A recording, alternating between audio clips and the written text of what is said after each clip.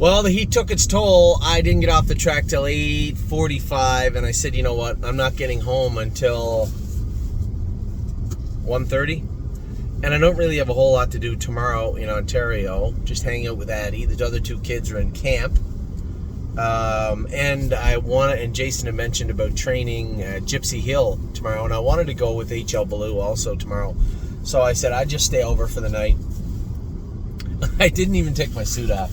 I'm just going to drive home, put everything I have on in the washing machine, and go to bed. That's what I'm going to do. So let's run through the day really quick. We're not going to get to Paycheck Princess. She doesn't race for 40 minutes. But I do want to talk about the other horses. Blanton's Blue, I thought he raced as good as he could. I know one of my partners had said, I was hoping for a little more. Well, you know, when we're hoping for a 5-second drop in a horse, and I know from a half to a 5/8, I get all that, but it's still a lot. It's a lot to ask. And both horses looked outmatched a little bit. So both would be geared fine towards a half-mile track, but I think it's probably time we just scale them back into the Excelsior A divisions. They go for 20,000, and getting a lot of less is a lot better than getting very little of more. You think about that. So, Blanton's Blue, I thought his gait was good. I thought he did everything right. He just couldn't do enough of it. And the other filly, yeah, she's coming off the virus. You could make an argument she could be better. But is she 10 lengths better? Let's just give them a... You know, if they race a couple of times in the Excelsior A, and like, oh, these horses are awesome now, we can move them back up. But I think for now, we'll maybe just aim for the Excelsior A's for both of them. Get their legs back underneath them and get some confidence. And that's not to say they're going to go out and jog, by the way. But they would be in with their own kind currently in real time, so to speak. So, a couple of 6th place finishes, not what we wanted, but really when I look at the race, I don't think there was a way they could have got more. I think there is, and you know, Megan put it perfectly, I don't think they could be any better than they were today. That's fair. Pretty hard to get upset when I think she's right.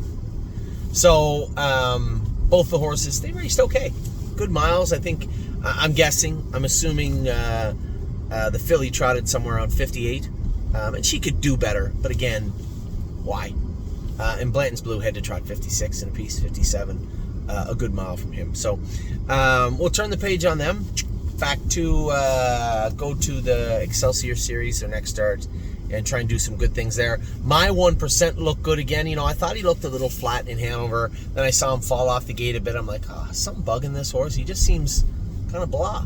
You know, gapped a little bit in his cover down the backstretch. But man, when push come to shove, coming out of the last turn, when the chips were on the table, he was all business. Did his work, and as I like to say, winners win. And he was a winner again today. He has been on a little bit of a heater of late.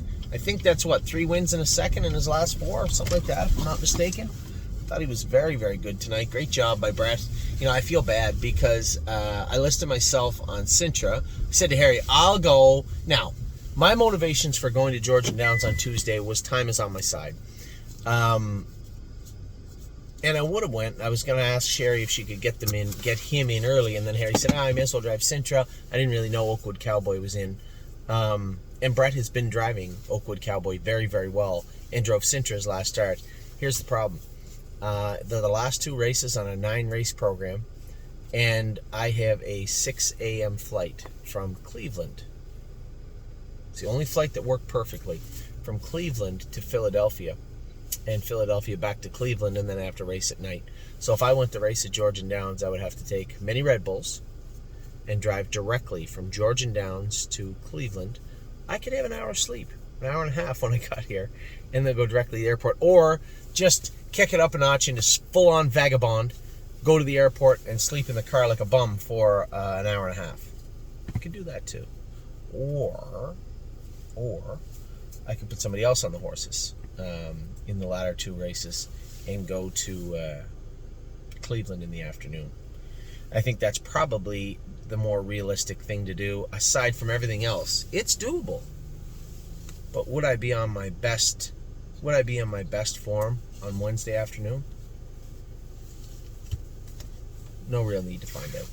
So I'm going to have to break the news to Dominic and Harry that I screwed up their driver's schedule. Now, I did find them a useful fill-in if they want.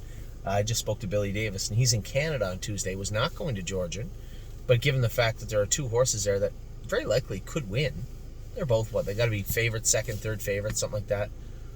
He said if Harry and Dominic wanted, he'd go, but that'll be up to those 2 guys. We'll talk about that later. So back to tonight, my 1%, although Brett, I felt bad because now Brett picked over those 2. Brett wasn't given the option to drive those 2 horses. He has horses that maybe he wouldn't drive instead of Sintra and Oakwood Cowboy, but now he is relegated to those drives, so kind of feel bad for him. I'll give him a call tomorrow and apologize. But he drove my 1% very, very good, and I love watching that horse win. Resolute Bay. It's time. It's time. He's going to have to get some time off now. You can see it plain as day in the last turn. He was trying to do his best, and you can almost see him wince, put a step in, and roll off stride. And Brett did everything to drive him very, very carefully. And as far as I could tell, same as probably you could, my 1% did everything he could to if he didn't run there, I suspect, given his history, he might not have made it to the wire. But he did make a break. Somebody, Patricia had asked me, she said, it's got to be something more than his knees and the feet. Well, for most horses, feet leads to knees. In this case, I don't know, it's chicken and the egg. It's very close. They both bother him, and that stiffness you see behind is him loading weight from the front end. I can assure you it is very much so in his knees and his feet. Does one cause the other? I don't know, but they both bother him. They always have, and they're bothering him a little bit more right now. They've been bothering him for a while. Just go back. Chart back to the first X.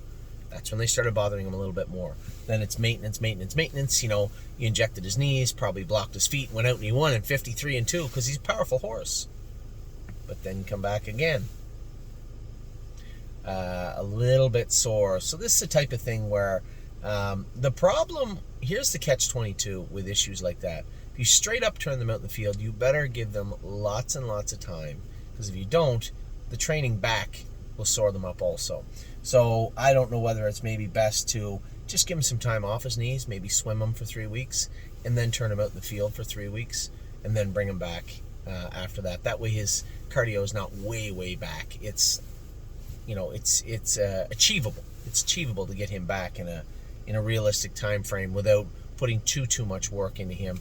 I'll talk to Harry a little bit more about it, but I believe that's his last race for a little bit. He's been telling us, and I've been telling you, we're doing our best to manage it. We know what it is. But it's not going to get better by racing him. So we're going to have to take some time and rest him. I don't think anybody's going to be upset about it. The horse is probably going to come back very, very good for the late fall into the winter and be a nice horse for us. He's not crippled. He's not coming off the track like, oh my God, he's lame. No, he's just hurting. So some time off for Resolute Bay. Then I got here. Man, I was a little tired too. It was so hot and humid at the ballpark today. Ollie's team, they won the championship. I got to see the first game, most of the second game, and then I just had to listen to it on Game Changer, the third game.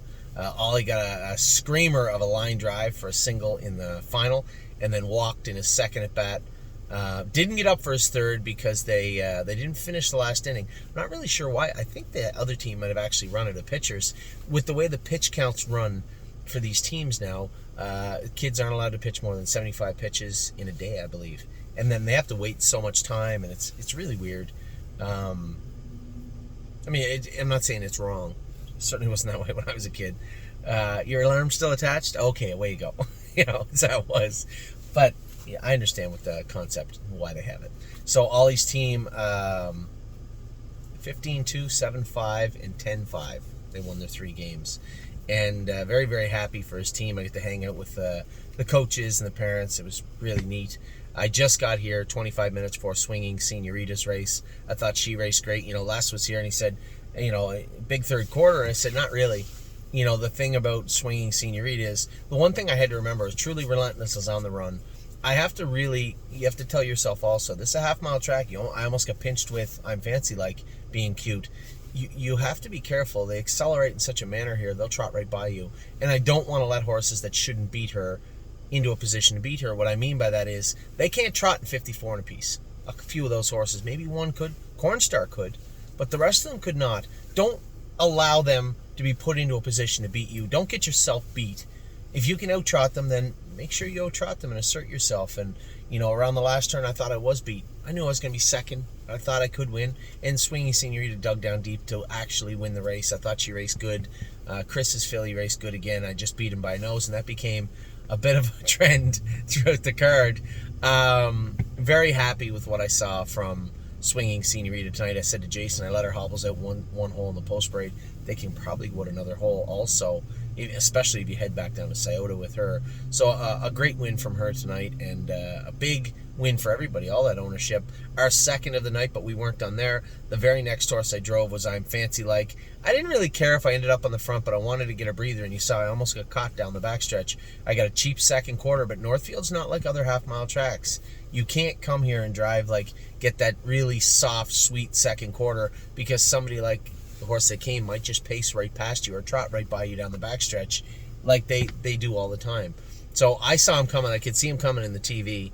As we come out of the turn, I saw that everybody was single file and the 3 was edging out, and I knew that Austin was probably going to come hard. So I waited as long as I could, and I started her up, and she fought. And the only thing about her, though, when we come out of the last turn, she was tired, and when nobody was around, she had the blinds on, and when nobody was around, she kind of dawdled down the lane, and I had to get into her a bit. But she fought deep again to win the race, and who did I just beat by a head again?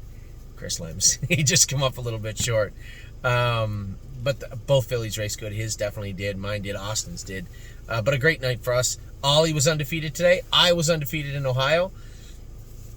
And all we have left now is Paycheck Princess. She's in about 20 minutes. I know that Tim Tetrick had nice things to say about her first start. So we'll see his first start with her. We'll see how she races tonight. But a pretty good night. You can't ask for much more than the 2 New York horses. That's what they could do. They did what they could do today, and you can't be upset with that. We just need to put them in with that. That trip ends up in a winner's circle photo, and we can do that maybe just dropping them back into the Excelsior A, at least for the time being, but most definitely their next start. My 1% was awesome. Resolute Bay, listen, we all know he's doing what he can, the poor bugger. He isn't a cheap horse. He's hurting. So that's enough. We've done everything we can. Right, we glued his shoes on, we did all the vet work on him. There's no need to patch and go, because eventually you won't be able to go or patch. He's just going to get hurt. So we're just going to take our time. I'll talk to Harry about what kind of rehab he wants. I don't really like the turning him out for 2 months. It's too hard to get him back.